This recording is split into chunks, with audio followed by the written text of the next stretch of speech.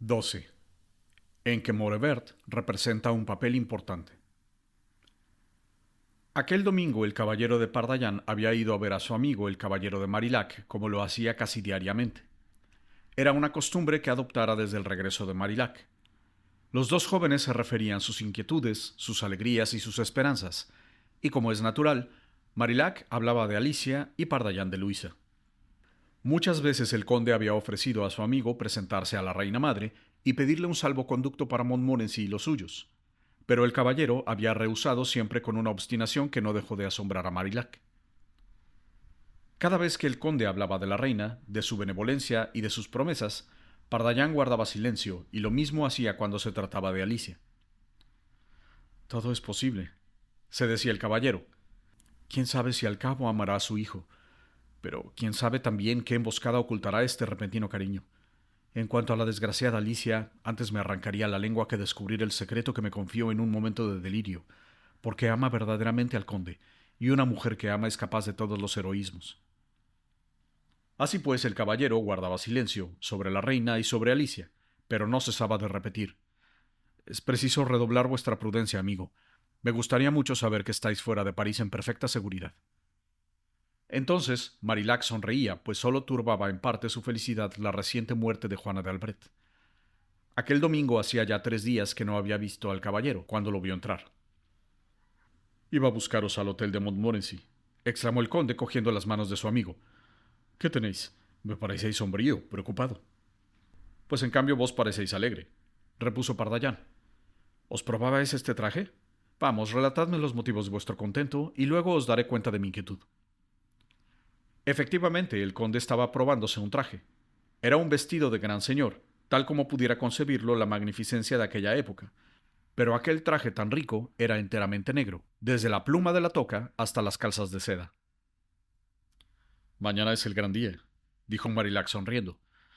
Mañana nuestro rey Enrique debe casarse con Margarita de Francia. ¿Habéis visto los preparativos que se hacen en Notre Dame? El caballero movió negativamente la cabeza. Será magnífico. Toda la iglesia estará adornada con colgaduras de terciopelo tachonado de oro. Los sitiales de los esposos son una maravilla. Más de 100 ministriles han sido contratados para tocar ante la puerta cuando llegue el cortejo. Será espléndido, dijo el caballero. Ya comprendo vuestra alegría. Amigo mío, no es este el motivo de mi dicha. Escuchad, había jurado no decirlo a nadie, pero diciéndolo a vos, casi no falto a mi promesa, porque sois otro yo. Mañana se celebrará una boda en Notre Dame, y mañana mismo, por la noche, habrá otra en Saint-Germain-l'Auxerrois, a la que os ruego asistáis. ¿Quién se casa? Preguntó el caballero. Yo. ¿Vos? Exclamó Pardallán asombrado. ¿Y por qué por la noche? Decid mejor a medianoche. Ya comprenderéis por qué. La reina quiere asistir para bendecirme. Se ha encargado de todos los detalles de la ceremonia, a la que únicamente asistirán sus amigos más fieles, y además vos. Para ello os haré entrar en el templo antes de la hora convenida. Pero guardad silencio. La reina quiere estar allí, ¿comprendéis? Y si se supiera, querrían averiguar por qué la madre de Carlos IX se interesa tanto por un pobre gentilhombre. ¿Y quién sería capaz de hacer callar a las malas lenguas? El caballero sintió un temblor que el conde no advirtió. Aquella ceremonia misteriosa, aquel casamiento a medianoche que debía mantenerse en secreto y al cual quería asistir Catalina, le daba mucho que pensar. Tuvo la impresión de que era una emboscada, y de que tal vez se desarrollaría alguna tragedia en el interior de la iglesia solitaria. Felizmente estaré allí, pensó. E impresionado por un presentimiento, señaló con el dedo el traje extendido sobre un sillón. ¿Vais a casaros con ese traje? Preguntó. Sí, amigo mío. Me visto de negro porque quiero llevar luto a los ojos de todos, aun de mi misma madre, por la mujer que me sirvió de tal. ¿La reina Juana? Sí, caballero, la reina de Navarra. La corte parece haberla olvidado y hasta su mismo hijo Enrique, a quien ella tanto amaba, ha recobrado el buen humor y mariposea alrededor de las mujeres, mientras la que va a ser la suya se ocupa, según se dice, en amores en que el rey de Navarra no tiene ningún papel, a no ser el de amante burlado. Ah, amigo mío, tanta ingratitud por una mujer tan valiente y buena, que por su corazón era una verdadera mujer, mientras que su ánimo igualaba a los más intrépidos. Tanta ingratitud, repito, me subleva. Pero como yo la he amado y venerado, quiero llevar luto por ella. Marillac se quedó algunos instantes pensativo. Querido amigo, dijo el caballero, ¿no os habéis fijado en la singular coincidencia de que hayáis encontrado a vuestra madre en el momento en que habéis perdido a la que considerabais como tal? Os confieso que no he pensado en esta coincidencia, dijo Marillac pasándose una mano por la frente. No me habéis relatado todavía cómo murió la reina de Navarra, dijo de pronto el caballero. Evocáis un recuerdo funesto, amigo, dijo el conde con sombría expresión. Fue de repente. La reina llegó al Louvre a las 9, cuando se celebraban los esponsales de su hijo y de la princesa Margarita. Después de haber recibido los homenajes de los señores católicos, se sentó en un sillón de la sala y el rey de Francia fue en persona a testimoniarle su afectuosa admiración. Yo estaba donde ya sabéis. Cuando bajé a las salas de la fiesta, la busqué largo rato y la encontré precisamente en el mismo instante en que perdió el sentido. Hubo grandes rumores y no olvidaré jamás la expresión de dolor del semblante de la reina madre. ¿De Catalina de Médicis?, exclamó el caballero. Sí, amigo mío. Después de que el médico del rey hubo examinado a la reina de Navarra, ésta fue transportada a su litera, a pesar de Ambrosio Paré, que quería administrarle no sé qué medicamentos. El rey Enrique, el almirante, el príncipe de Condé y yo subimos a caballo para escoltar la litera, y además nos acompañaron algunos gentiles hombres como el barón de Pont, el capitán Briquemont, los señores de Rohan, de Teligny, de Aubigné, de Cabagne, de Pile, pertenecientes todos al séquito del rey Enrique. La litera así rodeada por nuestro grupo y precedida de lacayos a caballo, portadores de antorchas, atravesó la multitud que rodeaba el Louvre. Al ver al rey Enrique, las gentes empezaron a gritar como si hubiéramos sido enemigos. Pero cuando supieron que en la litera iba Juana d'Albret, moribunda, guardaron profundo silencio, y tal vez, avergonzados, se apartaron, si bien su silencio no era el respeto a la muerte que pasaba. Ah, caballero, qué noche. Cuando pienso en aquella fiesta monstruosa, más bien dicho, aquella orgía en que los nuestros toleraron los insultos dirigidos a sus mujeres, y luego aquellos gritos fúnebres, aquella litera que pasaba a través de un pueblo que apenas contenía sus gruñidos. Cuando pienso en todo ello, me imagino a veces que todo es una emboscada. Pero ya veo que mis aprensiones son injustificadas. Exclamó el caballero. El rey nos colma de caricias. Conozco los sentimientos de la reina madre. Repitió el caballero. Únicamente el pueblo nos es hostil, pero el señor de Guisa nos asegura que los parisienses solo conservan un resto de mal humor que se disipará cuando vean entrar en Notre Dame a nuestro rey. Y como si quisiera evitar el fijarse en las sospechas que parecía sentir el caballero, el conde se apresuró a continuar su relato. En cuanto la reina estuvo acostada en su cama, recobró el conocimiento. En aquel instante llegó el médico del rey, Maese Paré, pero la reina, mirándolo fijamente, le dijo: Os doy las gracias, maestro. Todos vuestros cuidados serán inútiles contra mi mal. Voy a morir. Idos. Sin insistir más, Maese Paré se inclinó dando un suspiro y al retirarse observamos que su semblante acusaba fuerte espanto. Ah, interrumpió el caballero dirigiendo interrogadora mirada al conde de Marillac. ¿No es también de la religión reformada, Maese Paré? Sí, caballero. ¿Y decís que no insistió para prestar sus cuidados a la desgraciada reina? Es cierto. ¿Y decís que tenía aire asustado? En efecto. ¿Pero no era natural el caso? ¿Aquel mal tan repentino? No, conde. Ambrosio Paré es un hombre enérgico. Además, según se dice, es muy curioso por conocer las enfermedades hasta el punto de que se ha visto acusado de brujo en pleno Colegio Real de Francia. Si no ha insistido, y si, en fin, se marchó asustado... ¿Qué queréis decir, caballero? Exclamó Marillac con gran agitación. Nada, simplemente me asombro de tal conducta. Continuad, querido amigo. Sí, dejemos de lado estas sospechas. Ah, por fin pronunciáis la palabra. Vos también sospecháis. ¿Qué queréis que sospeche? Un crimen. Marillac palideció y su mirada rehuyó la de Pardallán. Por un minuto pareció presa de singular turbación y por fin dijo: Pues bien, sí, veo que se ha cometido un crimen. La reina de Navarra tenía encarnizados enemigos. Más de una vez estuvo a punto de morir. Los que la amábamos, los que conocimos su desprecio por el peligro, nos habíamos impuesto la obligación de velar por ella día y noche. Tal vez uno de esos enemigos, uno de estos hombres que no retroceden ante nada, daría mi vida por saber quién es. Marillac se pasó la mano por la frente y, como el caballero siguiera guardando silencio, continuó. Pero, tal vez después de todo, no es más que una sospecha sin fundamento. Tal vez sí, contestó el caballero. Decíais que el médico del rey se retiró. Y con él todos nosotros, continuó Marilac. El rey Enrique se quedó solo con su madre. Durante 3 largas horas esperamos en la pieza vecina sin atrevernos a mirarnos unos a otros. Me acuerdo únicamente de que el príncipe de Condé no cesaba de llorar, y yo le envidiaba porque ni una lágrima vino a humedecer mis ojos ardientes. Por fin el alba entró en aquella sala e hizo palidecer las antorchas que alumbraron entonces el cuadro de un modo siniestro. En aquel momento el rey Enrique salió de la habitación de su madre. ¿Qué le habría dicho? ¿Cuáles fueron sus confidencias supremas? ¿Fue su testamento de reina, de jefe de partido, el que dictó al rey? ¿Quién sabe? Sí, quién sabe si la extraña alucinación que se apoderó de mí no fue una verdad. Porque al hallarme cerca de la puerta me pareció oír algunas de las palabras de la reina. Muero asesinada, decía la voz de la moribunda, pero ordeno que lo ignoréis. Fingid creer en una muerte natural, porque de lo contrario moriríais a vuestra vez. Pero vigilad, hijo mío, sí, guardaos bien. Estas palabras creo que fueron sin duda una ilusión de mi quebrantado espíritu, pero sin embargo, cuando el rey Enrique se presentó ante nosotros, creí observar en su rostro el mismo espanto que en el del médico. El rey no pudo hablarnos, pero nos hizo seña de que entráramos. Marilac ahogó un sollozo y 2 lágrimas que no trató de contener se deslizaron por sus mejillas.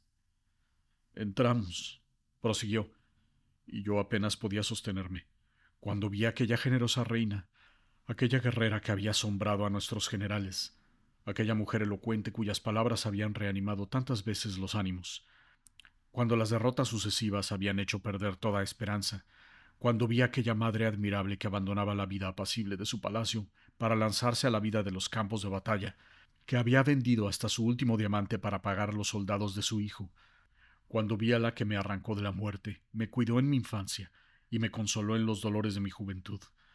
Sí, cuando la vi lívida, con su noble rostro conservando la serenidad en la hora postrera, me pareció que me iba a morir yo mismo, y me quedé atónito y mudo. Entonces dijo al príncipe de Condé: No lloréis, mi querido hijo, tal vez yo soy más feliz que todos. La rodeábamos tratando de contener nuestros sollozos. Su mirada recorrió aquella reunión de hombres de armas inclinados sobre su lecho de muerte, y aún recuerdo sus últimas palabras. Helas aquí, caballero. Señor almirante, en cuanto se haya celebrado el casamiento del rey, es preciso salir de París. Reunid todas nuestras fuerzas, no porque desconfíe de mi primo Carlos, sino porque es preciso estar preparados a todo. Bajo las órdenes del rey, señor almirante, tenéis su mando supremo. Enrique, añadió dirigiéndose al príncipe de Condé, sois un hermano para mi hijo. Os bendigo, hijo mío. Permaneced siempre a su lado en el campo de batalla, en la ciudad y en la corte, sobre todo en la corte. Señor Agripa de Aubigné, vos que tenéis la sabiduría y la ciencia de escribir, relataréis a todas las edades venideras lo que habéis visto. Espero que vuestros consejos no faltarán al rey. Adiós, señores, a todos os amaba mucho. Tú, mi viejo Dandelot, vos, capitán Briquemont, y todos vosotros, valientes gentiles hombres, prudentes en el consejo y atrevidos en la pelea, gracias a vosotros tendrán término las injusticias. Los hugonotes tendrán derecho a vivir y a pensar. Tened confianza, nuestra causa es grande, es la causa de la humanidad. ¿Qué es la felicidad de la humanidad sino la libertad? Adiós a todos. Al oír estas palabras estallaron los sollozos. El joven príncipe de Condé estrechaba entre sus brazos al anciano Briquemont, y el rey estaba de rodillas. El señor de Rohan había salido, no pudiendo moderar su dolor. El anciano Coligny, sombrío y con los brazos cruzados, dominaba aquella escena con su alta estatura, y lágrimas silenciosas corrían a lo largo de sus mejillas. Creía que la reina había muerto, pero entonces me hizo seña de que me acercara. Vacilando como si el suelo huyera bajo mis pies, obedecí, y caí de rodillas al lado del rey, de modo que mi cabeza estaba cerca de la reina, y así recogí su último suspiro. Marilac se levantó y dio algunos pasos presa de una agitación que no explicaba completamente la tristeza de semejantes recuerdos, y fue a detenerse ante Pardaillán, y continuó con sorda voz. Sí, caballero, yo recogí este último suspiro de la reina de Navarra, pero tal vez en aquel momento terrible sentí, además de mi dolor filial, el espanto que había sorprendido en el rostro del médico y del rey. En efecto, En cuanto estuve cerca de ella, volvió hacia mí su rostro alterado por la agonía y murmuró claramente: «Ten cuidado, hijo mío, ten cuidado. Escucha, escucha, es necesario que sepas». ¿Qué quería decirme la reina? ¿Qué terrible secreto iba a salir de sus labios? Nunca lo sabré, caballero, porque en aquel momento entró en la agonía. Hizo violentos esfuerzos para hablarme, pero ninguna otra palabra salió de su boca. Únicamente su mirada se fijó de pronto sobre la chimenea. Luego la agitó un ligero estremecimiento y por fin quedó muerta, con la mirada aún fija en aquel objeto que había buscado con los ojos. Marilac se calló, con los ojos llenos de lágrimas. «Mi querido conde», dijo Pardaillan, «perdonadme el haberos hecho recordar tan penosa escena, pero decidme, ¿cuál fue el objeto que la reina miró al morir?». Marilac se dirigió a un armario cuya llave llevaba colgada al cuello y sacó un cofrecito de oro que puso sobre la mesa. «Este cofrecillo, caballero, me lo dio una persona augusta. Yo lo había regalado a la reina de Navarra, que lo empleaba para guardar sus guantes. Sin duda alguna, la pobre reina al morir quiso indicarme que tomara el cofrecillo que estaba sobre la chimenea de su cuarto y que lo guardara en recuerdo de mis dos madres». «De modo», dijo lentamente el caballero, «¿que la reina Catalina os dio este cofrecillo?». «Sí, amigo mío», contestó Marilac estremeciéndose. Los dos hombres se miraron y sin duda leyeron mutuamente el pensamiento que cruzaba sus cerebros, porque palidecieron y desviaron los ojos. Marilac estaba tembloroso y con las manos crispadas sobre el cofrecillo de oro, y de pronto murmuró: «Daría hasta la última gota de mi sangre para saber la verdad». «Oh, caballero, esta verdad y esta sospecha que sentimos los dos, ¿no es cierto? No puede ser. Sería demasiado horrible que este cofrecillo fuera el instrumento de muerte con que Catalina, mi madre, haya dado muerte a Juana, madre mía también, y que yo, el hijo de las dos, haya llevado a una el veneno que le mandaba la otra». «Conde, conde», exclamó el caballero, «tenéis razón, sería demasiado horrible, pero no obstante quiero repetiros el supremo consejo de la reina de Navarra. Tened cuidado. Ahora cerrad este cofrecillo y no lo toquéis más». Preferiría la muerte que continuar abrigando estas sospechas. Es horrible. Catalina no puede haber concebido semejantes horrores. Catalina me ama, estoy seguro de ello, y sufre por no poder llamarme públicamente su hijo. Es mi madre, es mi madre. Hablando así, Marilac abrió el cofre en el cual había un par de guantes blancos, los mismos que Juana de Albret llevaba la noche de su muerte. Los cogió y cerrando los ojos les dio un largo beso. Pardaillan, fuera de sí, le arrancó los guantes, los colocó en su sitio y con espanto visible guardó el misterioso cofrecillo de oro en el armario, cuya llave arrojó a un rincón de la estancia. Reinó entonces largo silencio. La rápida acción de Pardaillan acababa de precisar en el espíritu de Marilac una sospecha que no osaba formular. Y el pobre joven veía desarrollarse en su imaginación el drama que sin duda había tenido lugar. Había llegado a París sabiendo que Catalina era su madre. Odiándola por sus persecuciones y por haberlo abandonado, estaba resuelto a herir a aquella mujer, por su crimen de madre infame y de reina ávida de sangre. Vio por primera vez a Catalina y la duda penetró en su alma cuando vio que le ofrecía un reino, cosa que sólo podría atribuirse a su arrepentimiento. Luego Marilac vio nuevamente a la reina 3 o 4 veces más, y siempre llamado por ella. Entonces la lástima reemplazó a la duda, y luego el asombro de ver a Catalina tan poco semejante a los retratos que de ella hacían. Más tarde, advirtió la emoción de aquella maternidad que quería revelarse sin atreverse a ello, y sintió la alegría de amarla. Y por fin acabó poniendo cariño en ella, al ver que le garantizaba el amor y la pureza de Alicia. No obstante, la inexplicable muerte de Juana de Albret, sus misteriosas advertencias, la mirada de terror que fijara en el cofrecillo regalado por Catalina, hicieron sospechar al conde que ésta había asesinado a Juana de Albret. Pero no quería creer en ello, pues sobrepasaba los límites de lo criminal. Y entonces, si daba como cierta su sospecha, debía llegar a la conclusión de que Catalina se burlaba de él al manifestarle maternal cariño, y mentía también al garantizar la dignidad de Alicia, que sin duda era una de sus tenebrosas auxiliares. He aquí los pensamientos que cruzaban el cerebro del desdichado. Pero subtrayéndose a tales meditaciones echó a reír y recogió la llave que el caballero arrojara al suelo. La introdujo tranquilamente en la cerradura del armario y exclamó: «Por Dios, amigo, creo que estamos locos. Vos tenéis la culpa por haberme hecho evocar la muerte de Juana de Albret. Pero ahora que caigo en ello, la culpa de todo la tiene el traje negro. Pues sí, caballero, me casaré con él puesto para llevar luto por mi buena madre adoptiva. Hablemos de otra cosa, ¿queréis? Con mucho gusto, conde, pero antes permitidme que os haga una pregunta. Hablad, querido amigo. ¿Decididamente os casáis mañana? Sí, a las 12 de la noche en Saint-Germain-l'Auxerrois. Sois el único que lo sabe. ¿Y deseáis que asista? Mi felicidad no sería completa si no estuvierais allí. Bueno, ¿cómo entrar en la iglesia? Hallaos a las 11 ante la puertecita que da al claustro, pero id solo. Perfectamente, querido conde.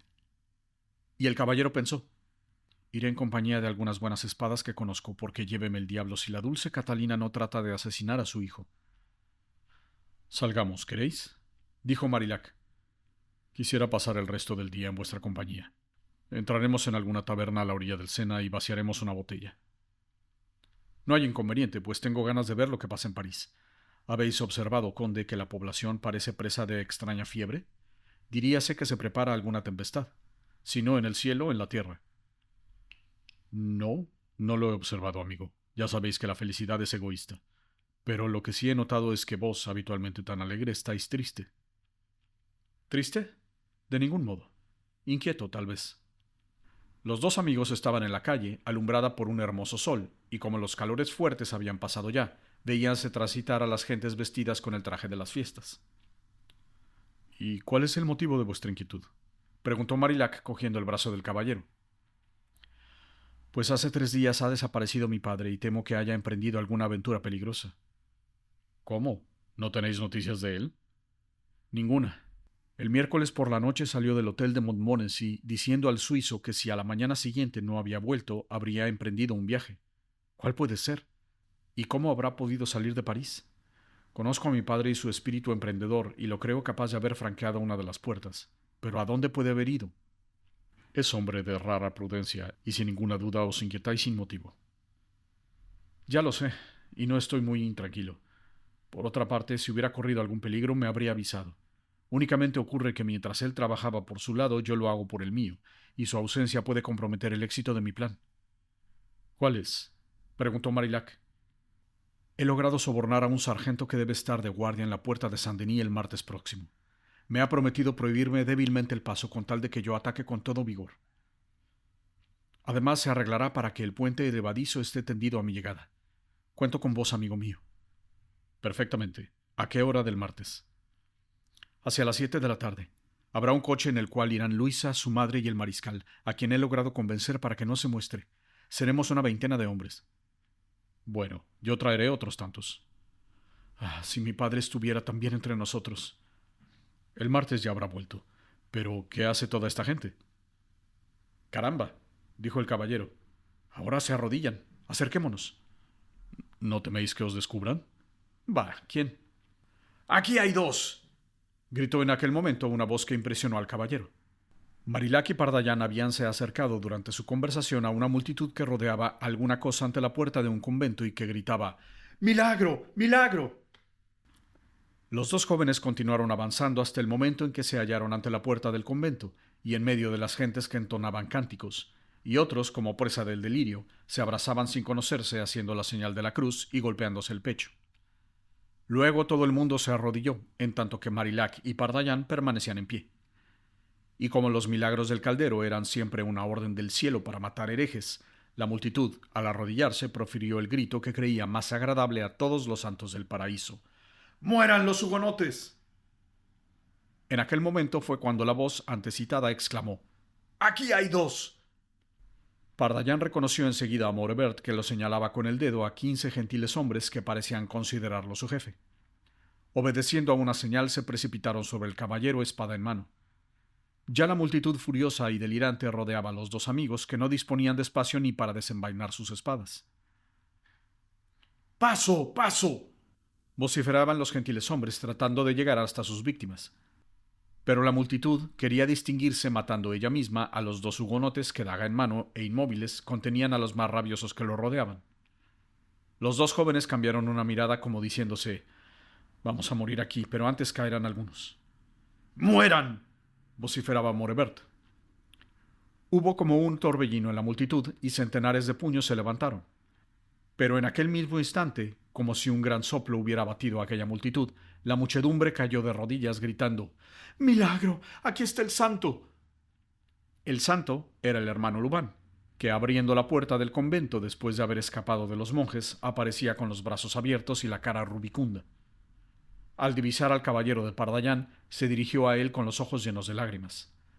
Recordaba los innumerables fondos de botella que Pardallán le había regalado en la adivinadora. «Querido caballero, querido amigo», exclamaba el monje atravesando la multitud postrada. Morevert y sus acólitos lo siguieron en fila. Marillac y Pardallán aprovecharon aquella tregua inesperada para envainar la daga y tomar en su lugar la espada.